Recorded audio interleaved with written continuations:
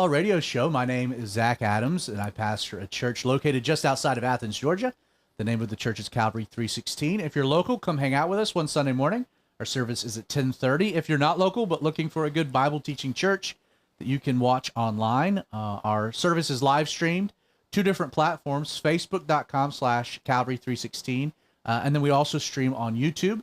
Quick link for our YouTube channel is just Calvary316.live. Again, our service Sunday morning at 10:30. I am joined, as always, by the man that needs no introduction, the maestro of this dysfunction, Mr. Pope Creighton Vaughn. How you doing, buddy? I am doing well. I am nervous as always, but especially because we have a new higher tech streaming device. We do. We have a new piece of gear. We're kind of working into the fray. This is my favorite week of the year. I do know that. This is Masters Week. There's like Jesus Passion Week, and then there's Masters Week. Like that's you can't jump one over the other. It's great when Easter is on Masters Sunday. It's my favorite time of the year. But tonight is going to be a really different type of an episode. I can tell that you're still looking at things. Are we having problems with the stream? Yeah, the stream's acting strange. Just don't go to me for a little while. Okay, so again, the way the Outlaw Radio Show works is we're streaming 2 different platforms, Facebook. We're also streaming on our YouTube channel, outlawradio.live. On both of those threads, you have a comment section. What's great, we live stream the show, so you can interact in real time. Creighton is monitoring both of those comment sections. You can always submit a topic. You can submit a question, something that we can include at a future date via our official email address, which is popecreighton@gmail.com. And then one of the things we've been doing recently is if you'd like to just very quickly be able to access and submit a comment or question, you can do so by just texting me directly. My cell number is 678-438-9202, 678-438-9202. Now, typically, the Outlaw Radio Show, Creighton brings a topic. It's an unscripted Bible study. He brings a topic, passage of Scripture, Bible story, and then it becomes my job to turn that into a Bible study with the help of a few friends that are typically with me, whether it's Spice Daddy or Deal Daddy Derek or Isaac. We've got a whole cast of characters. Tonight's different. In fact, Spice Daddy's back on the couch with no microphone whatsoever. He feels much more at home. Isn't that correct? Yeah. Like back in his zone. But joined by good friends of mine, good friends of our show. We're joined by Miss Ann and Daryl David. Hello. Hello, everyone. So we'll start with Miss Ann. We Yes. got D.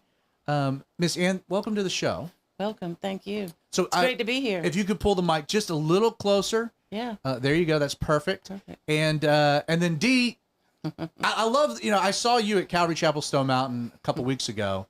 You were ushering, and I walked in, and your reaction was like, hey, where's Pope C and Spice? Yeah. Yeah. And which immediately was like, these are better nicknames than we've come up with. So just shortening them to Pope C and Spice. Instead of Spice Daddy, just Spice. Okay, a little bit of sci-fi movie.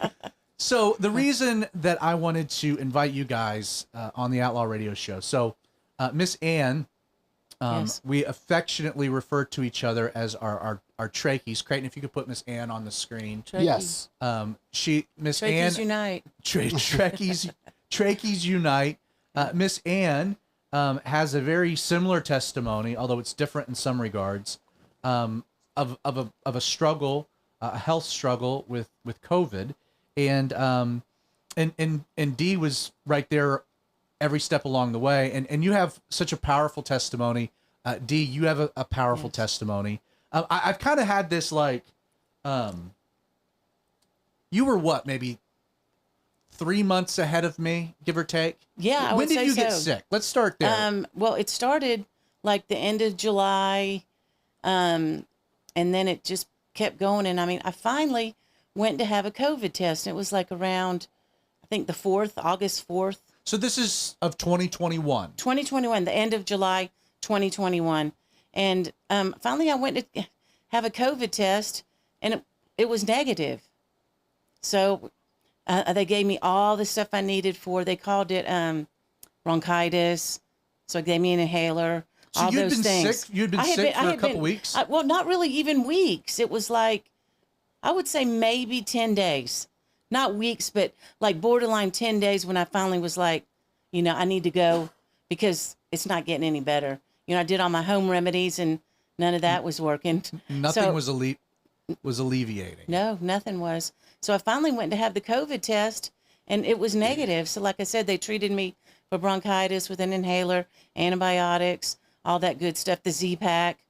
And I remember starting to take it. That may have been around August, let's see, 6th, 7th, or 8th in that area. I would say about 3 days I started taking the medication. And I do remember, this is the last I remember, and like you said before, it all goes black. I remember being in my room, getting up to go into the bathroom, and falling. Okay. And then at that, I don't remember what happened from then until, I was in the rehab facility in Athens. And that was probably about October, in the middle of October. So you're talking about from August 9th to like October. So you missed, like you were gone. Like you missed that entire... I don't remember anything. They'll tell me all these things. Well, we took you to the emergency room. We did this. We'll Don't get you to remember that? I'll get to your story in a second. And I would be like, no, I don't remember any of that. Honestly, I do not remember any of it. I do remember talking to Brittany and him. I think they were sitting in the dining room or whatever. And I remember laying in the bed, laboring to breathe. I'm going to die. I remember saying, I'm going to die. I'm going to die. And, they had a scared look on their face, but they were calm. But I could not catch my breath. I was laboring to breathe. And I think they were talking to me before they were going to put me on the ventilator. Is that right? At that point? They were trying to put you on CPAP. The CPAP, which I think once they finally got me on the CPAP, I fought the CPAP. Yeah, I think fought it hard. You and I both did. And that's why they had to on the ventilator, because I just couldn't take it for some reason. So you had gotten sick, and when you first got sick, was it like, oh, I've got COVID, or was it, this is I get sick. This reminds me of the I got the flu. Right. I'm just gonna kind of power through this. Well, that's how we do. Yes. Try to power through some. I never would have thought it would have been COVID. But then you went and got tested, and yes, it was negative. It was negative COVID test. That's why, of course, I didn't think so. And Brittany Yancey, a friend of ours, also went to the same place because we had been in a Bible study, and there were some ladies that had been sick, and we had eaten it at Chick-fil-A, and they were all there. And she tested negative as well. So we both just thought, we've got this cold bronchitis type situation. And but that obviously wasn't the case. So you got sicker and sicker and sicker. I did. And whatever it just wasn't working. Nothing was working. So you were at home sick for what, 2 weeks, give or take? About 10 days. And then you remember collapsing. I do remember getting up to go to the bathroom. And then from that point, it just went. It goes dark. It goes for 4 months. Wow. Yeah. Well, let's pause that part of the story. D. So maybe cover a little bit of that timeline, but then really kind of pick up the story primarily where your wife collapses at home and you're like, okay, I got to do something here. Like, pick up the story kind of there. So it was August 8th. And we were basically treating her with soup and crackers, just thinking it was a common cold, flu, something like that, and she'll eventually get better. And it didn't happen until one night she got up and collapsed, and I think I was downstairs, ran upstairs. She's on the floor, and she doesn't even recognize anything. She doesn't know that it's me, doesn't know that it's Brittany. And Brittany's your daughter. Brittany's our daughter. Okay. Brittany's one of our daughters that was there. And so immediately I knew I got to get her to the hospital. So we get her up, and she can't walk. She has no control of anything. So we get her dressed. She can't walk downstairs, so we basically have to kind of slide her downstairs, pull the car out, and take her up to Gwinnett Medical. at the time. It's just Northside Gwinnett Medical now. So speed up there, get her up there, and so you get to the emergency room. Get to the emergency room. Yeah. You can't. I go up, tell her, hey, my wife's sick. They come out with a wheelchair. You can't go in. Right. It's You know. August of 2021. Yeah, it's shut down. They come out, wheel her in, and say, you go across the street and we'll give you a call. They took my number and the information. We'll give you a call and let you know when everything's okay or what's happening. And it was probably about 2 o'clock in the morning, 3 o'clock in the morning before I heard something. And they said, go ahead and go home. We don't know exactly what's going on. And then we'll give you a call in the morning. So how much time from the moment you dropped her off to the moment that you got a phone call? I didn't get a phone call till the next morning, till probably about 8 or 9 o'clock. So there's 10 hours between the two? And there that is you have no idea what's going on with your wife? I just know can't see her, can't communicate with her. They don't know what's going on. Last thing I heard was, we'll give you a call. And I was slept in the parking lot until probably about 7. Now, do you think it's COVID at this point? No. Oh, because she's tested negative. Yeah. I'm not even thinking it's COVID because I took the test, Delaney took the test, and we both tested negative. So I'm not thinking it's COVID. I'm just thinking, okay, maybe she's just sick. Something's going on. Got dehydrated, no COVID. COVID was not even a concern. So describe that night, man. Just that night, basically dropping your wife off and not being able to be Well, you go back home, you're not sleeping because you don't know what's going on. You're anticipating the phone's going to ring at any moment. So when it doesn't, and then when it finally does, it's morning. Yeah. You sleep, but you don't sleep. You know what I'm saying? Right. So phone rings, and it's they're FaceTiming me, and it's her. They're trying to get her calmed down. Mr. David, we're trying to get your wife. She's really sick. That's what they tell me. She is really sick, and we're trying to get her to calm down because we've got to get oxygen into her. She cannot breathe on her own, and we see them she had the CPAP on her face, and she has these wires in her arms, and she's ripping everything off, and all you hear is alarms going off. Alarms going off, and she's she's like, I'm dying or something. She's screaming, and Brittany and I are saying, I'm saying, babe, and she said, Mom, calm down. They are trying to help you. And you don't remember any of this? No. None whatsoever, right? Not a bit. She's ripping everything off, and they keep trying. And the doctor says, Mr. David, we're gonna have to call you back, but if she doesn't let us put this on her, keep this on her, we're gonna have to put her under. And it was just like that, boom. They hung up just like that. And so now my mind is just like, I know I can't go up there. Right. So my mind is racing. And this when fear sets in. This is more than what we thought it was. And they didn't even mention the word COVID. They just said she's really sick. Did they mention her O2 stats or Not at the time. What they her just oxygen said, was nope. at? They just mentioned that, we're trying to help her breathe. And that's all I hear. That, they're trying to help her. So I know something serious going on. Yeah. So it was the CPAP they were trying to get you to breathe through, and you were fighting that, obviously. Yeah. And so when do you get another call back? I mean, you're really just at this. Oh, I'm at their mercy. I'm at just waiting for them to. I get a call back from the male doctor saying, this was maybe a couple hours later, that, what, this is not working, and we're going to have to put her on a breathing machine.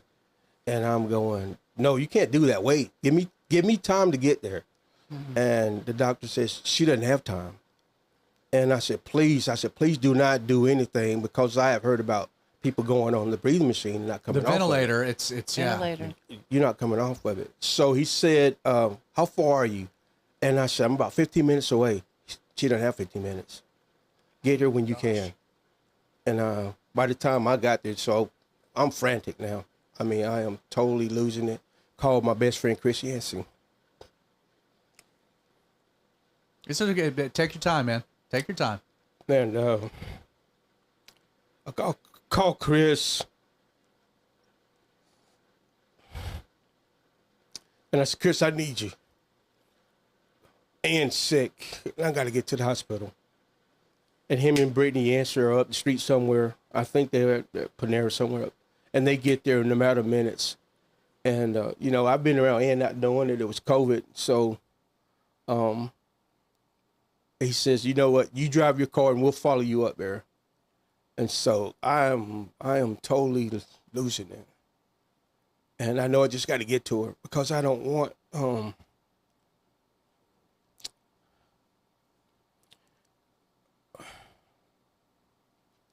going to the breathing machine because I'm thinking that's it. Yeah. So I'm on the way up there, and he's, you know, I got him on the phone so I could hear him, you know, because I'm telling you, I'm driving, but I'm not driving. So you got Chris on the phone, on the your phone, buddy. And I said, man, just sing "Blessed Be the Name" for me. Blessed be the name for me. And he starts singing. I said, Chris, I can't hear you. And he's screaming, "Blessed be the name of the Lord." And he does not have a great singing voice. And man, I just needed something to help me. And he got, you know, we finally got up there, and I just remember. So you get to the hospital, do they let you in? I get to the hospital and they told me you got to go to, they suited me up from head all the way to the feet. I mean, I'm covered with everything. The only thing you could see was probably my eyes. But they still haven't told you it's COVID. They hadn't told me it was COVID yet. And so when I got there, she's gone. They've got her on the machine. And they still had mentioned, they said, we got to take her upstairs and we're putting her in a room. We're putting her in the ICU. And put on the bed and off we went. You know, follow the staff, and they're going to take you upstairs.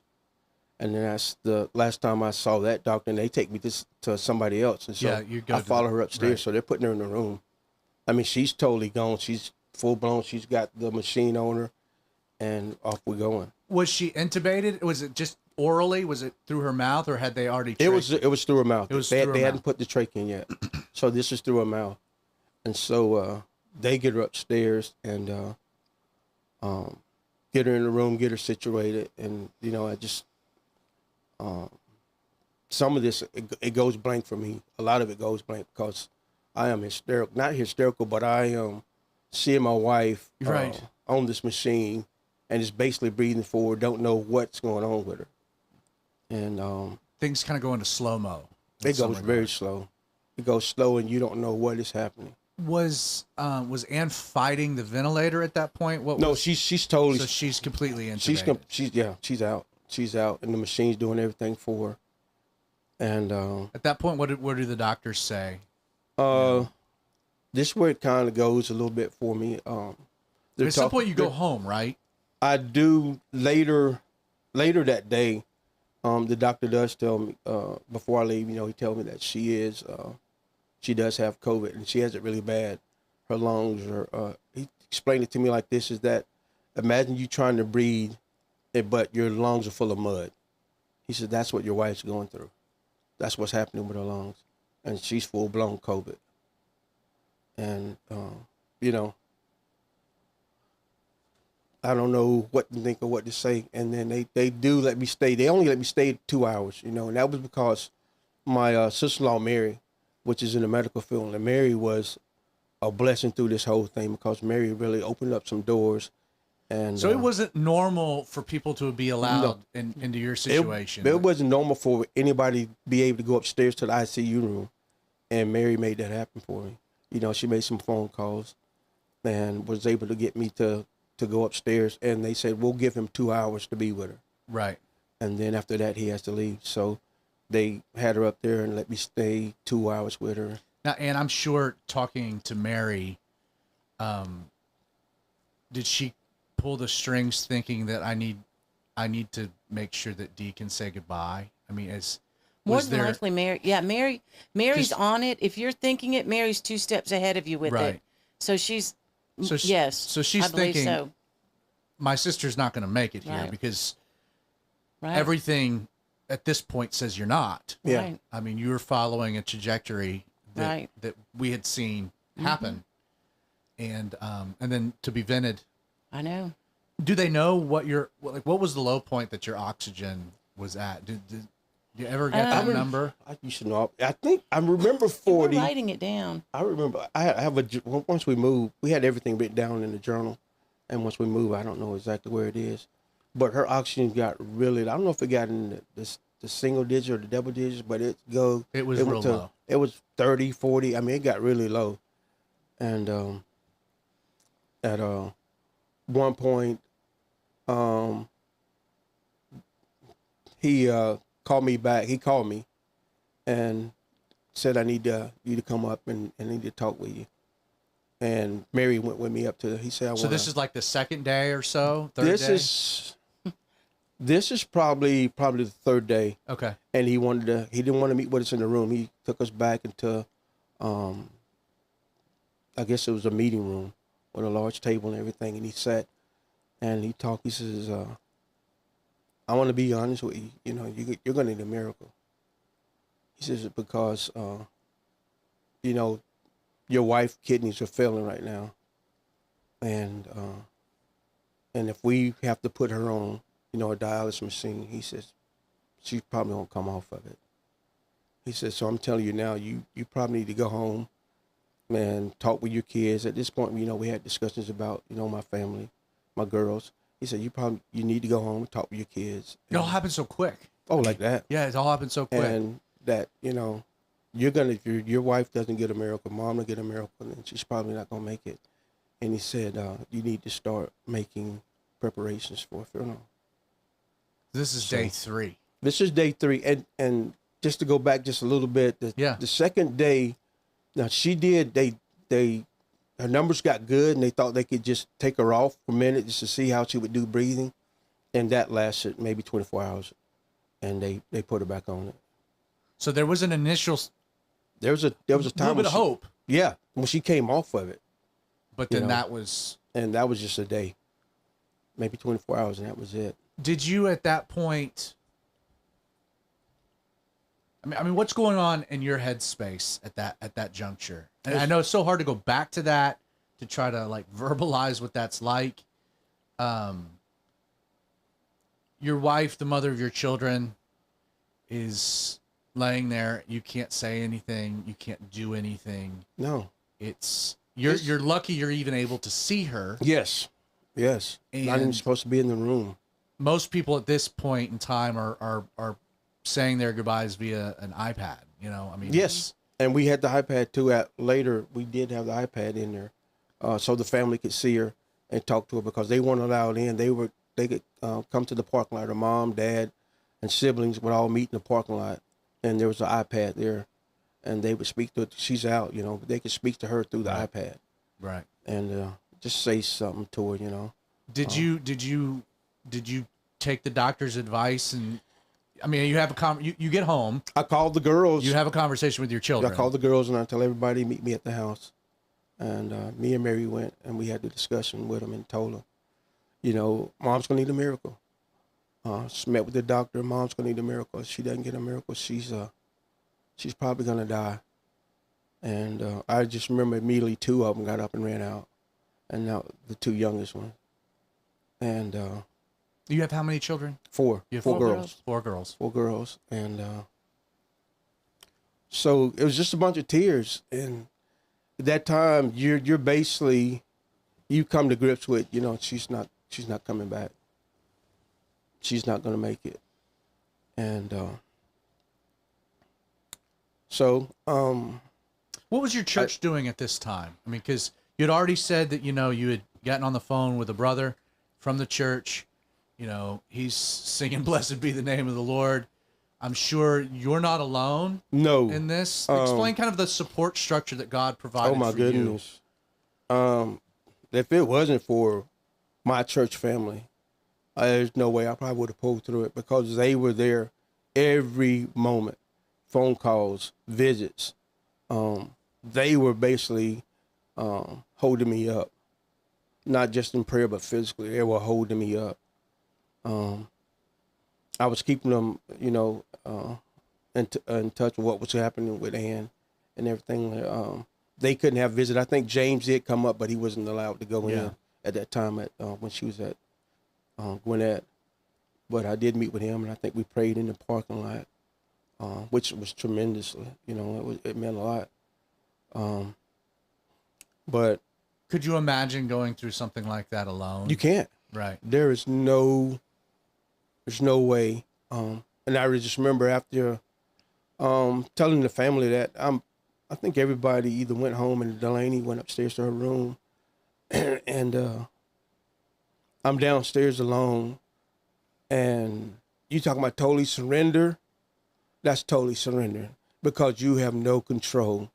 And you know how sometimes we think we're in control of everything. There is no control. And my favorite verse, and I always said it, was Proverbs 3, 5, and 6. Trust in the Lord with all your heart and lean not upon your understanding.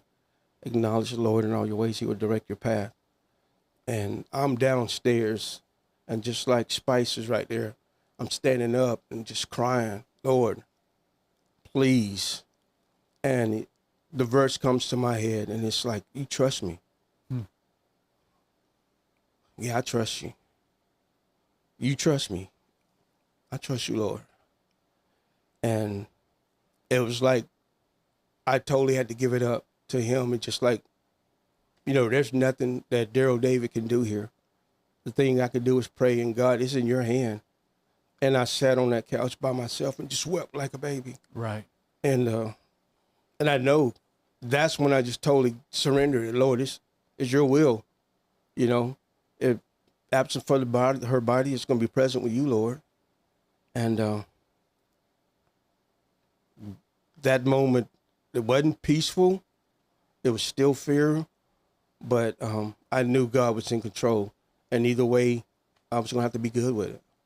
And so, would be healed one way or the other. One way or the other. Yeah. So I did go up to the hospital that next day, and I spoke with her, and I told her, I said, babe, if you're hanging on for Delaney, I said, I'll take care of Delaney. I said, if you want to go be with Jesus, go be with Jesus. I said, we're going to be all right. And then, And she said, no, I'm going to have to hang around. It was, and when I tell you this, if you could have seen the scene in her room, she had monitors. She had 2 monitors on one side, another one on the right side. And she had 2 outside of her room, where they had to close the door, where nobody could get in. She had that many monitors, and all this medication, everything was going into her body. And then she had the one thing to where all the phlegm and everything that was pumping out of her lungs. They had a little thing at the bottom of her bed, and you could just see it just fill up, and they dumping at me. It was just like, this is what was coming out of her. And so let's move the story forward. So first few days are just chaotic. Don't know what's going to happen. Did you ever end up needing dialysis? No. So your kidneys never failed? They never failed. So, no. And again, this is your story, but this is like you and I have talked about right. this, that it's kind of like not our story. Right. It's more of our spouse's story. Right. Because we slept through a lot of it. We did. At what point, Dee, did you start to think, or the doctors start to say, hey, maybe a miracle is happening here? Like because it's you're holding on for dear life. The miracle happened the next day or maybe 2 days later, when they said her kidneys are turning around. So and that was the indicator. That they did not have to put her on the dialysis machine, that her kidneys are turning around. And so they go to work. He says, and when he told me and Mary that, he said, I'm going to do everything that I can in my power to help your wife. And I said, Doctor, I believe you. But I knew at the time there's a higher part. There's people praying all over. Yeah. Not just Calvary Chapel. We were getting letters and we were praying from North Carolina, even so many different people were praying for Ann that we didn't know of. And those prayers are answered, and so the kidneys, that was the first big moment. That was the big moment, right? Yep. We don't have to put her on, because I know when he told me about putting her on, if she goes on it, that she probably won't come off of it. And when he said that her kidneys are turned around, they're starting to function like they need to, that was a sign of hope, right? That things are turning around. Yeah, that strikes me hard because I ended up on Right. dialysis. Right. And wow, I mean, And you came off of it. yeah, but I ended up on it, which Yeah. was Right. just an indicator that it was not good. So your kidneys, okay. Lord, thank you. There's one step, but I mean, you got a long road. I mean, she's still out. She's still on the ventilator, and it's like to get off the ventilator. Yes. Because the longer you're on, the more likely it is that you're not coming off of it. Because the second choice was, if she doesn't wake up, if she doesn't start breathing on her own, that they basically have a place that they put you in, basically store you where other people are. And that's where you just remain in a vegetated state.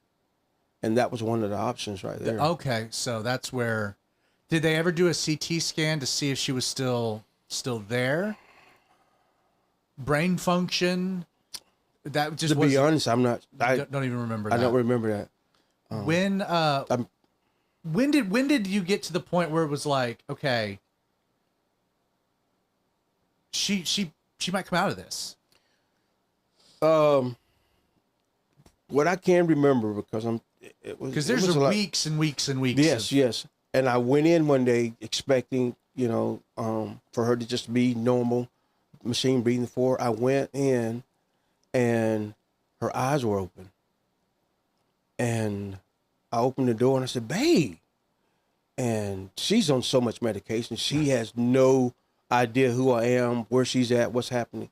So the nurse, I'm still suited up. The nurse said, come over by the bed and grab her hand. And I said, babe. And she takes her hand away from me. She takes her hand away from me. She can't speak. And are you trached at this point? She's trached at this point. Okay. She's trached at this point. And she does not recognize me. And she has a look of fear in her eyes. Because at this point, she's only used to the nurses and the doctors. She has no idea at this time who I am. And so... and you still don't remember any of this at all? No. Right. So I go to grab her hand. She jerks her hand away from me. And you talking about breaking my heart. And immediately, just a few tears. Yeah. And the nurse is behind me, grabs me. She says, look, it's not your fault. It's not her fault. She doesn't know. She's on so much medication. She doesn't know what she's doing. She doesn't know. She don't recognize you. And the only people that she did recognize were the people that were coming in and out of the room that was taking care of her. And the nurse said, I'll give you a few minutes with her. Just, spend some time with her. The nurse left the room, and she went berserker. She went haywire. The bell starts going off. And because she did not want to be in the room with me alone, she didn't know who I was. Right. And so the nurse had to come back in there, and they gave me a chair to sit off to where she could kind of see me. And how long were you in the hospital, Ann, in totality? From August 9th, 2021 until November 26, 2021. How long in the ICU? Do you know? Because you ended up going from the hospital to a rehab facility, correct? Well, I went to 4 hospitals in all. Oh, wow. And it was because of different complications like UTIs. What else was it? UTI was one of the main ones. UTIs. And then you started having the sores on your... Bed sores. Yeah. So things like that. So, yeah, but I did go... The final place was a rehab in Athens. And that's where I was probably the second week of October that I came to. We're gonna give Dia a break here for a minute. Yeah. What was your first memory? My first memory was... And I know that's a hard question. Yeah. Because they kind of... You and I have talked about this, but it's like, yes. People think of coma where you come out of it and you're like, here I am. No. It's not like that at all.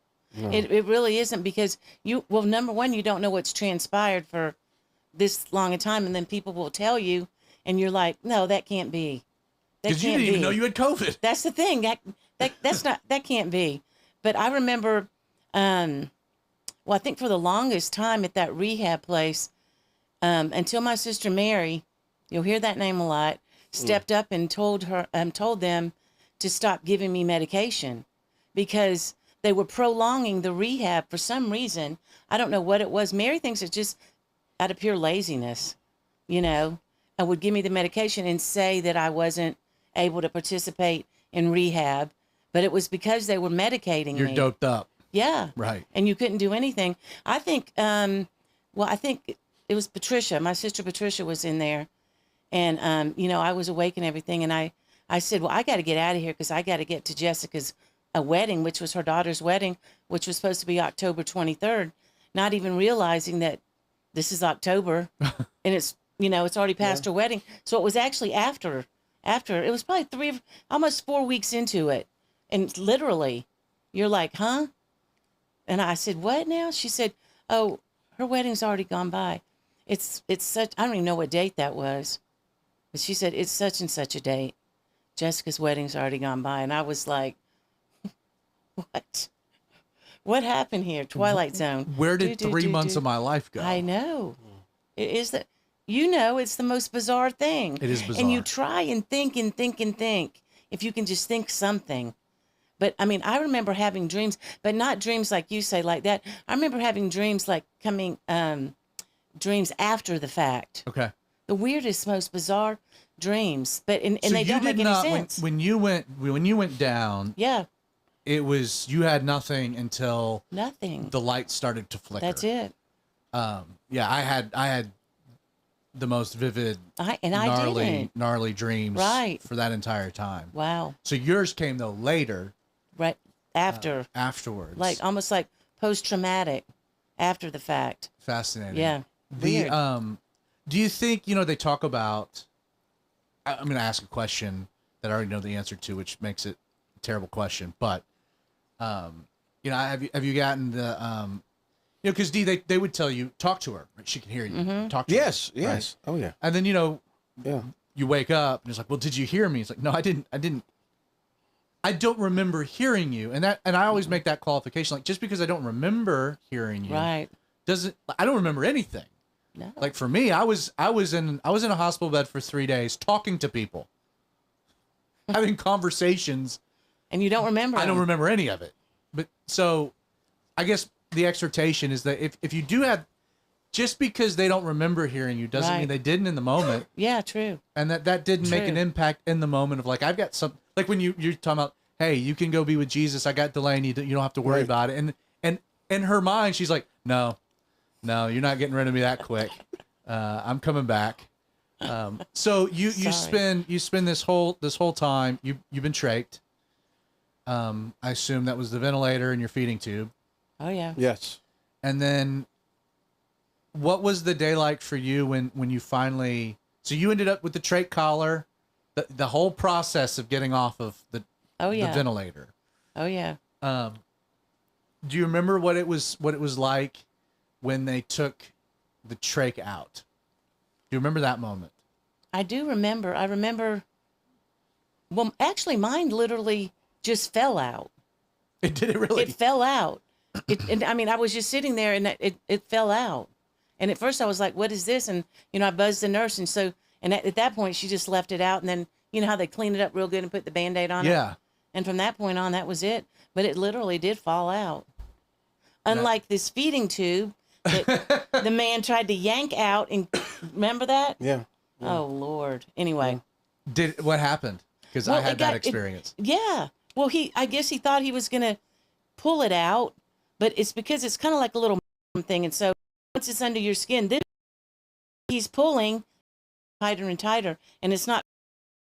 I went home with the feeding tube, and then north side, and had it.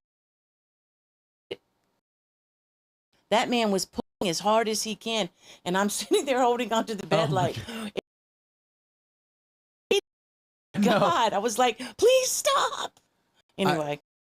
So they made me keep going home Right. in case I needed nourishment or Right. which was taped up on my chest. It was terrible, you know, to have, like, I'm eating, I don't need it. Yeah. But it's just as a precaution. Yeah. So I went a month later and I told the doctor, I was like, this is It's whether terrible. somebody's taking it or I'm taking it Right. out. Same thing. The guy's like starts wrapping it around his Yes. hand. He goes, He goes, you want me to count to 3? And I go, yeah, for that. He goes, 1, boom. And it just. Yeah, that's how it was. Yeah, they took it out at Northside. And so I don't know why that first guy had such a hard issue. time. He was pulling. So you ended up in the hospital, go to a rehab facility. Describe kind of, and D, you might want to jump in on this one. Just, okay, so you survived COVID. Yeah. You get to the point that you can start breathing on your own. Do you have permanent lung damage? Where are your lungs today? As far as I know, nothing. I mean, I haven't, nobody's ever said, and I mean, they checked out normally. Mm-hmm. Now they did think initially, didn't they, that I would have to go home with oxygen and all that, but I didn't. I did what they would, did you ever blow into the thing you blow into that? Yeah. Like, we were like adamant, do this. If you're just sitting here and have nothing to do, this is what I want you to do. Yeah, and I just decided to. Yeah. Instead of blowing into a thing, right. I just thought, well, you know what? I'm just going to talk to every human being I can. Yeah. Now that I can talk works. again. That works too. Did you have one of these? I don't know if what do you recognize what that is? Baby, you had everything. I don't. So I don't know. So when you had the trach, yeah, and they gave you the trach collar, right? So they take the ventilator off, right? And so they're just putting oxygen. Did you? And this is the thing, clip into the trach to allow you to talk. Oh, I don't. Did you ever have one of these where you could talk out of it? Hers was green. Yours was green. Yeah, okay, yeah. I don't remember it. And it sounded like Charlie Brown's teacher. Right. Yeah. I sounded like a little bit of Zach Adams and Stephen Hawking. Yeah. I kept mine. They were going to throw it out. I was like, no. That's your memento. Yeah, first, it cost me $500. I'm keeping this. Yeah. This piece of plastic. But no, I never wanted to forget what it was like to not have a voice. Oh, I know. God gave me a voice back. So you go to a facility in Atlanta called Select. She went to Select. Is that first. after Northside? After Northside, you went to Select, and you stayed there. That's where they started weaning her off weaning her off the ventilator. At Select, and she did not like one of the nurses, and she still couldn't speak. For some reason, when they transferred her from Gwinnett to Select in Atlanta, there was some babies in the ambulance with her. So, they got her to the room. So I got to the room, and she could maybe barely whisper. She's there's 2 babies. There's 2 babies. I said, what babies? In the ambulance with me that I'm responsible for. So I go out and I talk to the nurse, and I said, were there 2 babies in the ambulance with her? And they were like, no. She was still hallucinating. She had stuff going on from all the medication, and she didn't know. And then it go from the baby in the ambulance to there's a baby on the windowsill. Get the baby off the windowsill. The baby's going to fall. And, you just you don't do it, then she gets upset. You have to go tell them you do it, and you walk out of the room with it, So I got a question. And again, if you're watching Ann and Dee tell their story, and you would like to ask them a question directly, 678-438-9202, 678-438-9202. You can text us directly, and we'll get your questions in on the show. I got a note. Ask her about rehab when she wanted to give up. Oh, yeah. So can you talk a little bit about that? The rehab. Because rehab is terrible. It is. And sadly, I did not have a lot at that last hospital before I left. I had to literally ask, because I knew I was going home. And as of yet, this was a week out? I still hadn't gotten up and gone to the, bathroom by myself, brushed my teeth and all this. And so I was like, when am I going to do this? When am I going to do that? And, you're like, I'm not prepared for this. And that's what I told him. I can't even walk. How am I supposed to go home? So, they would put that belt on you. Uh-huh. They finally I think it was, I don't know, it might have been 10 days out. And I was just like, when is this? And I kept asking him. And finally it was week I was going home that I got up on a walker, started walking. And I mean, you think you're just going to get up and walk over there. I know. It's not happening. And that's what happened. I thought, and I literally fell to the ground. And the people said, well, now you're teachable.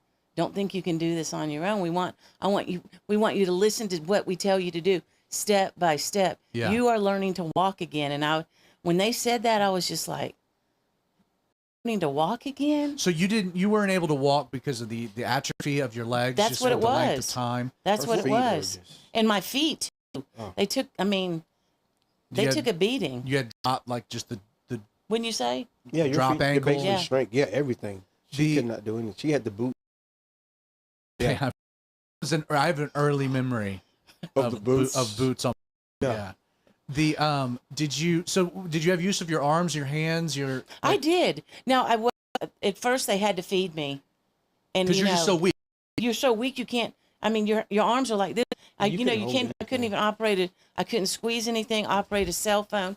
I mean, I thought I could. Oh, hand me that, and then it would just, you're just falling. Your arms are just flopping around, and they have to feed you because you can't get your hand to your mouth. I know. Food is all over you, and I'm one of those kind of people. I want to try it myself, and finally the nurse would say, "No, I'm gonna feed you because." So she fed me, but you get, it's a slow process. Yes, it is. Even brushing your own teeth, brushing your hair, you're shaking, trying to do this and do that.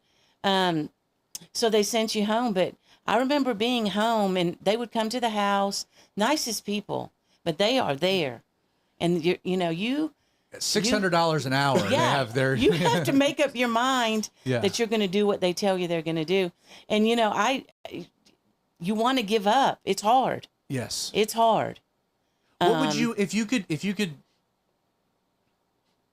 portal back in time to yourself Right. from here, from like today's vantage point, you've lived all of this. If you Right. could go back and tell yourself then, give yourself some advice, what would it be? Just do whatever it takes to get yourself back. That's what I had to tell myself. Yeah. I wanted to get back to my life. Now, you could sit around and you could feel sorry for yourself. And I'm sure there's many people who would give up and say, but that's how you feel initially, because you're physically so exhausted, mentally and physically exhausted, that your mind is, it's starting to think weird things like, oh, I'll just stay in this chair. It won't matter. Someone will take care of me, Right. But That doesn't help anything. no, it helps nothing. So you got to get off your little pity party and just decide that I'm going to, I'm going to put one foot in front of the forward and I'm going to get my life back. I don't know if this resonates with you or not, but for me, it's because that's one of the questions that I've asked myself. Right. Just if I could go back and talk to Zach, Yeah. What would I say? I would tell myself, you're gonna get there. Yeah. Like you will get there. There will be a day that you'll look back and be like, I can't believe I went through this. Yeah. Mm-hmm. Every day, find Yeah. something new to do. Oh, yeah. It might be the smallest thing in the world, but just every day, find something, one small thing to improve on. Right. And I was in, my arms didn't work at all. Yeah, So I was in Yeah. a pretty rough spot. What was the first night home like? Well, my sweet family, one thing about it, they're your blood and they're going to take care of you. Sometimes they're going to tell you that they're doing, I'm taking care of you, so I want you to do it this way, but they're going to be there for you. And my siblings, my mom and my dad, my mom I could just tell, I'm just watching her. It hurt her to see me in that situation, but I'm glad she got to see me survive and I'm glad she got to see me recover. But I would say, gosh, you can make it. You're going to do it. You're going to make it through it. That first night home. Poor D. We're going to get back to D in a second. I was sleeping here. in the hospital bed and he would not leave me down there by myself. So he got this little air mattress, a little twin size air mattress, and he slept down there. But it was very strange Isn't because it? Without the beeping and the noises. It was so, because you don't hear anything and nobody's coming in to wake you up. So you kind of just like laying there in the dark. I'm listening to him sleep, snore, whatever. And it's just so calm. It's weird. Nobody's coming in to wake you up. Nobody's coming in to say, I need to do your labs. I need to do your labs. It's 5 o'clock in the morning. It's time to do your labs. It's like, we got to take more blood every morning. Just seriously.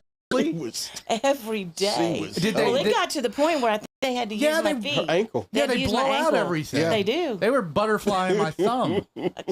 It was weird. It was weird, but it was so good to be home. I can't tell you. Well, you know the feeling. I know. You're just like, it was the best feeling in the world because, your hospital bed, I mean, it's nice and everything, but they try to take care of you.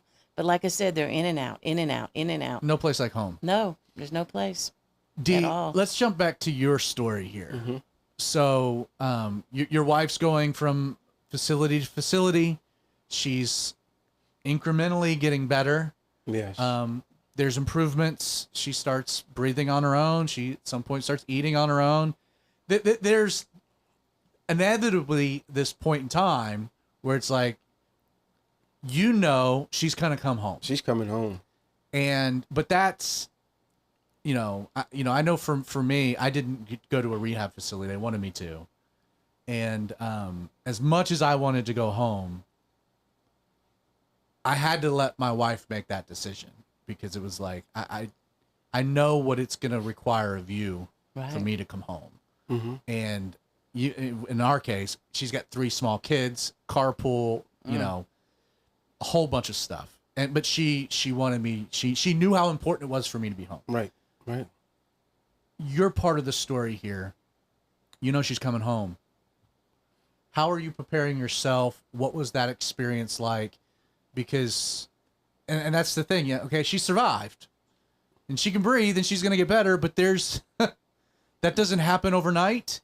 And that becomes like for us, our story's broken into 2 parts. It's 2 totally different storms. The one in the hospital and the one when we rolled through the front door. True. Because it was a whole new world. Yeah. I'm appreciative at this point. I'm just glad that she's coming home. And the lesson through all of that is that I did not appreciate my wife for who she was. I was not mistreating my wife, but I was not treating my wife like Christ. I was not loving her like Christ loves the church. I was not doing that. And I did not. It took for her to go through this for me to realize that this woman right here is a gift from God. Yeah. This is not just some, as me and you may exchange gifts or something like that, and, we do away with it, eventually get sold. But I learned through this right here that Ann was given to me by God to take care of her.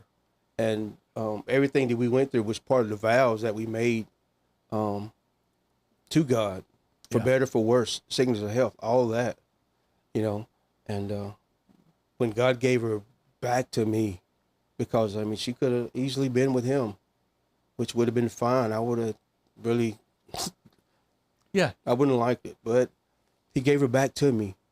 And it made me realize, say, look, you got a second chance at this. You got a second chance with my daughter. We'll treat her as such. And the rubber met the road real quick because she needs you for everything. Yes. It went from having total care to you being the caregiver. Everything. As far as medication, when the people came in, they taught me, how to change her wounds, the medication that she needs, how to get her to the bathroom, how to feed her. She still needs to be fed. Yeah. Just to care for her. And it was my pleasure to do it. And I love laying beside her. Every moment that I had from her from that point on, I knew it was from God. So it wasn't a burden. It was like, thank you, God, for letting me take care of this woman. Now, I'm sure that there was challenges and there was struggles and frustrations. Zach, be honest with you, I didn't care. But the hardest part was if I can say this on your show, was just You can, man. We're it's Outlaw Radio. just taking care of the wiping part. You know, I had to get used to that. More private issue. Yeah, the private like that. Yeah, yeah. But other than that, man, the other stuff, no. Yeah. You know, but I had to do that, and that's part of it. You think you can't do it till something like that happen, you'll do it.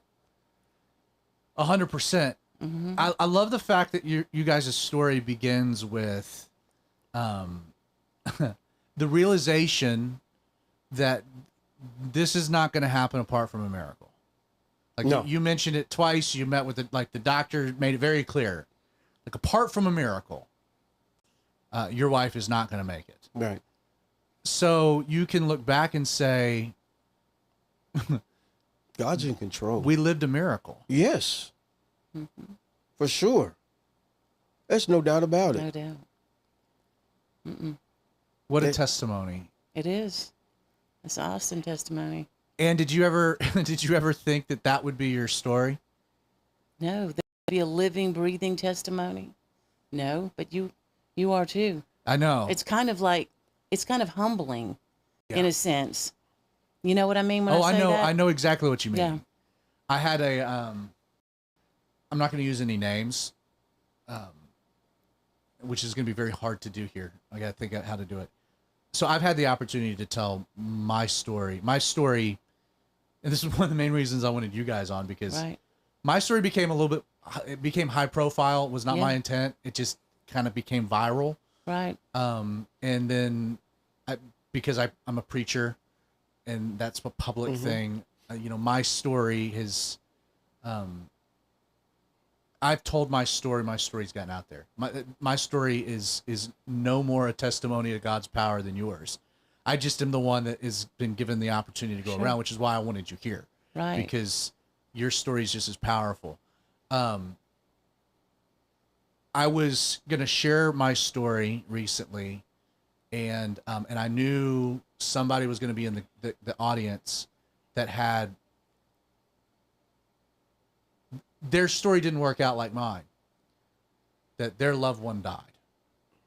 And I knew that, okay, here I'm going to get up and I'm going to talk about not dying and God performing a miracle and deciding it wasn't my time, and what he's taught me through that.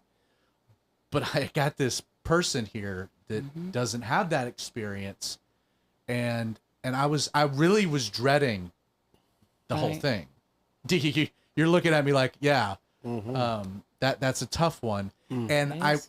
right before I walked on stage, I ran right into this lady. And I mean, I was about to cut through the prayer room.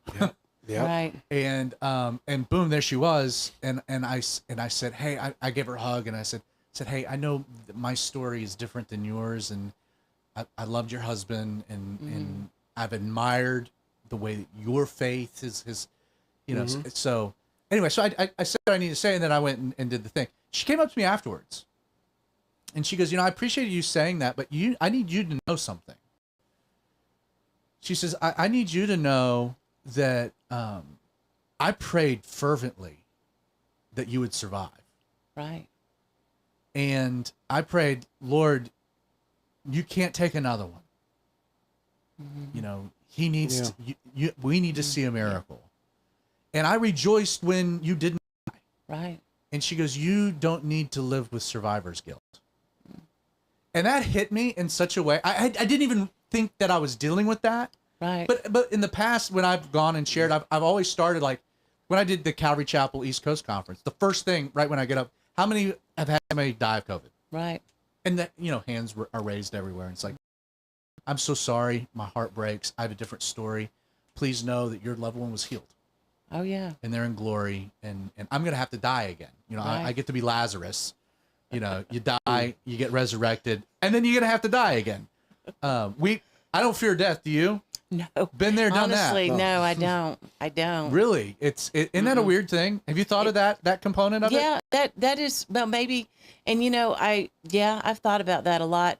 Another thing that occurs to me is, as a mother praying for my wayward children to come back, I remember praying this over and over. Lord, please let me see the salvation of my children. Wow. Yeah. Wow. So maybe he's gonna let me see it. That's what I hope. But, So if I could be bold enough to say, maybe not the reason, but Right. a reason yeah. that God said, you know Sure. what, not today, Right. is that the prayers of a mom still need to be answered. Yes. And I still hold faithfully to that prayer. So That's profound. mm-hmm. You've heard people say, when I die, I want it to happen. I want it to be painless. Right. I just want to go. Right. Sure. I have a totally different perspective on that now. Like, I would rather be in torment, but cognitive to say goodbye. Right. Like, right. do you ever look back, like, Right. I remember, you remember crashing and then Right. several months later, and like, you would have just entered glory. To Right. say goodbye, to kiss your husband, to say, True. I'll see you on the other side. Right. Like, for rolled out of my living Right. room and my daughter's sleeping. I'm worried about my boys upstairs Right. seeing the ambulance, not even realizing I'm not even home. They were Right. with my mom. But I wouldn't have been able to say goodbye. Like, that bothers me. It's like, I would rather be on a deathbed And be able to, yes. to be able to say goodbye than do you ever have that feeling, or am I just kind of out on a limb there? No, I've actually never thought about that, but it brings me to think when my mother was passing away, how important it was for us to be there. Right. And we just doted on her. We were all there, in and out, the brothers and, the son-in-law, the grandchildren, the great-grandchildren. And that was really important to my mom. Yeah. She wanted to be able to talk to each of us alone. If I'm going to die, I want to be able to say goodbye. That's exactly what she said. Yeah. But it makes me think, I myself have never thought about it that way, but yeah, you want to be able to tell the people you love, see you soon. And I ask you that because you share a similar experience Right. that I do, and you think, well, easiest way to go because you Right. didn't feel anything, just Right. went, But it's well, You just went no. to sleep. Yeah. But I would, Sure. can I also, just because the similar experiences, regardless if you're Republican or Democrat, wherever you fall along the political spectrums, if there's one thing that we should be able to go back and just universally say, you know what, mistakes were made. That's fine. Sure. We can have some grace. It's a pandemic, whatever. Right. But like, can't we all like come to one conclusion that no one should ever be in a hospital bed alone? No. I Yeah. mean, you were not able to see your wife. Yeah. My wife, it was 2 weeks. Right. I think it ended up being 10 days Yeah. where no one can see me. And then because it's later on, I could only have one guest in the ICU, and it was only one guest. Yes. If my mom left, nobody else could come in. Yeah. Yeah. Yeah. Which is crazy. Mm-hmm. But it's like, That's how it was. of all things, there should be a patient's bill of rights of like, you should have an advocate, because like what you were saying with what Mary said, with your medicines, Oh, I know. But that's what you Mary need did. the advocate. Mary did speak up. If she does pass, she's not going to be alone. You've got to let her husband. She was adamant about it. She went up the ladder and talked to people. But most people's they bug off. Yeah. Yeah. Yeah. True that. Which is unbelievable. But I agree with you. Nobody should die alone. Nobody should die alone. Yeah. Or not have an advocate in their hospital room. I Right. agree. Saying no. Like, why are we giving them this medicine, or why are we doing Yeah. that? I think one of the main reasons that I survived, apart from just the Lord, but my mom being Of course. an RN. Yes. Yeah. Definitely. And Mary kept very good, accurate notes and things like that, journaling it on Facebook. And Kathy referred to a lot of it. And Mary, But that's what she said. That's you should, Mary. That's you Mary. should have somebody there on she your behalf. was. For sure. She was. Creighton, do we have anything online? Anybody jump in online? A couple of comments. He loves the intro, and then he missed us golfing today. And Thanks, Nick. Jennifer says, good evening. And that's about it. I apologize to y'all if the stream was jacked up a bit. I think that we survived, but there was some glitchiness. And there was some glitchiness involved. New technology. I'll fix it next week. But there'll be a smooth copy put on regardless. Yes. Well, final words. Let's start with you, D. Just what has the Lord taught you through the whole process? Aside from loving your wife, which is a great one, but what about the Lord's love for you in the trial? Is that Lord let me know that He's there. He never forsaken me. That He was always there. You know, even when I felt alone. I mean, I had a lot of people from my church that would come and visit, and even though they're there, you still feel alone. And but the Lord just let me know that, you know, He's in control, and He never did leave me, would never leave me. And you know, when you say that you believe His word, you better stand on it, because sometimes you're going to be tested. To that. And so let me ask one final question for you. Sometimes, okay, so you know, you've referred to this community of people around you, yes, that were there for you. You know, sometimes when that community of people see a brother or sister going through a situation like what you guys went through, there's maybe even a compulsion of like, well, hey, we don't want to bother them, or maybe we should step back a little bit. They've got so much going on. You know, I think that there's sometimes a tendency of like, hey, they just need space to figure out what's going on. But what you describe is like the opposite of that. So speak to that, like, hey, if you have if you have a friend going through a crisis, you're gonna feel that, like, I don't want to bother them, but they need you. You don't even have to be there to say anything. Just your presence alone says enough. For sure. And that person needs you. They might not say anything, but just you showing up and being there. You don't have to do anything, just being there. That's the comfort. That's the peace. The beatitude, just being. Just be there. And I think is that part of, I think maybe the struggle is that people have, like, well, I need to do something, or I need to say something. Like, I need to bring some comfort. Yeah. Mm-hmm. Not realizing, no, you just being there. Your presence. Your presence. Your presence is enough. For it doesn't sure. take you doing anything. It's just your presence being there. And what has the Lord revealed to you? How has He made His presence known to you through this? Just He reveals His great love for us, that He would, well, number one, He would even heal you. I mean, you know what I mean? Yeah. And not that, but I mean, in a mighty way. And that He would use you. It's just humbling. He would use you to reveal His work. Yeah. That's it. I was trying to figure it out, how to say it in my mind somewhere, and I just picked up on it, and I said, that's it. So the works of God can be revealed. Amen. Through you. Amen. I mean, that's it. You know, the other thing that I think is profound about it all, Jessica and I were talking about it today. She said, she goes, so I've known, just for the record, I've known Dee and Ann going on 30 some odd years. Yeah, At you were least. a little boy. I mean, small. I mean, Yeah. you were a Do little you We guys went- go all the way back to 2nd Street? Yeah. Okay, Yes. so you guys go back to Remember 2nd. how y'all used to sneak out that window and go on the roof? The airplane Justin? that was upstairs on this. The airplane. You go all, okay. Yeah. So We're back. We're way back. put it this way, I don't really remember life that Ann and D. David weren't a part of. And yet, I would say that probably closer to you, D, than close to Ann.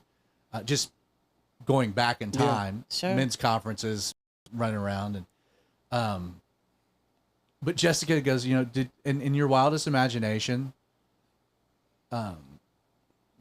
would you ever think that you would be and have this connection with Ann? I laughed. I go, you know, no. I there's no. I mean, Like that, I how would be could that you? she's my trachea. You know, yeah, that Trey we're Cody's for life. and for life. You should have gotten that on camera. I know, right? We should put her back on camera. We need that. What was that? This is Drake Buddies Drake Buddies for life.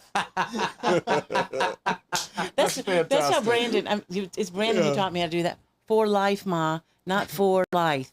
It's for life. That's I said, right. Okay. The fond memory I'll always hold, and I think it was when it was at that point that I really understood how connected through experience, common experience that I was with you. So I'm in the hospital, and you were constantly being brought up, whether it's Jessica or it's my mom, and you're being brought up as inspiration of like, hey, Ann's older than you. You both had gotten this bad, but hey, look at where she is now. You can get there. Just keep working, keep fighting. You were a big sis, about 4 or 5 months ahead of me, but you were, and that was the constant thing of like, hey, Ann's doing it. You can, there was even a moment where it was like, we can go get Ann's hospital bed and bring it over to your house. And I'm like, no, we're not doing that. I'm leaving one hospital bed. I'm not going back to a hospital bed. But then it was, so all of that, I got out middle of March. Right. I was ready to try to do Easter morning. We don't do a Good Friday service, so I was in a wheelchair, but we went to the Good Friday service. You came, I remember. And you were limping around pretty good. But I saw you, and you came up, and I got out of that chair. You sure did. And, you did. And kissed your neck. And it was just like, I think that was the first time in my life I've ever given Miss Ann a hug. Like it was, and then we both somehow got roped into being part of that thing. I think you came up to light something. Right, I did. And I had to read something. But it was like two miracles. I was like, praise the Lord moment. Yeah. So, hey, I must say, I'll close it. We'll get out. But you've been an inspiration to me, Miss Ann. Thank you. You have one? Oh, well, no. It's the same with me because you watch people, and Zach, you forever. Do you remember when Dee gave you this leather jacket? Oh, I had that leather. I think Creighton got the leather jacket at some point. Yeah, I had. You were in middle school at that time, weren't you? I rocked that leather jacket for years. Totally. Years. No, and I couldn't part with it because, a refined black gentleman gave me a leather jacket. Hey. It's like I gotta sport that. Oh wow. No, but we've watched you grow into a very nice man, good father, loving father, husband, pastor, and that's to see. Well, thank you. You don't get to always see it. And Andrew at the church, he was in my kindergarten class, and he comes into they're just the nicest kids. Y'all grew up to be the nicest people. Well, I say people. Well, you were kids, part of that. You were part of that process. Dee, not so much. Yeah. Dee was just around. Yeah, just around. Giving out leather jackets. But hey. Smacking middle schoolers up the head when they were disobeying. But just really, you in times that are, and rehab is there's nothing fun about it. It's necessary, important, but when you have somebody that's further ahead, right, it's dealing with some of the same things. You are an inspiration. It can be done. And your story, for me, it's your story, Dee. Your story needs to be heard, and it needs to be shared, and now it'll be on YouTube in perpetuity. Nice. So hopefully the Lord will use that. True story. It is. True story. That's right. It's true. Well, thank you so much. Yes, thank Creighton, you. Any final thoughts? Yes, thank you. I really enjoyed this. Thank you guys very much. Oh, our pleasure. Right. I'm going to hit some music. We're going to roll out. Yes. Thank you so much for joining us tonight on the Outlaw Radio Show. Again, if you're watching the live stream, check out the podcast. It gets released on Thursday, the audio. If you're listening to the podcast, which I know a lot of people do, check out the live stream Wednesday nights at 8 o'clock. You can join the conversation. You can put a face to the name. It's a good. So, God bless. See you guys next week. Where do do you live in relation to here, Man, that Creighton? goes by fast. I was thinking you were going to say something.